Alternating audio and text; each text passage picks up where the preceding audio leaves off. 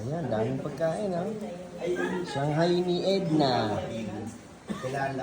Yeno ni Alma. Ni Pani. Lamay kasi. Sabi nga niya, Ang hipon. Ginataang hipon na may sitaw at kalabasa. Hindi na nakapatay mo kay Mami. Ayan. Bumili kami lahat. so yung HR nila kakausap niya.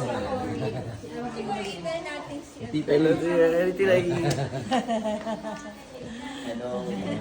Kasi malaking company yun. So if ever email natin na Kasi yung mismong head company nila. Sino yan? Si Marie. Aba! Hoy, Marisa! Maraming salamat naman! Thank you! Thank you, mamaya na kami mag-aano. Papasalamat. Salamat. Oh, eto si Ate Edna. Gumawa ng Shanghai yan.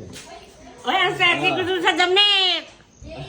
Kaya na mo na hindi magkasya sa dede!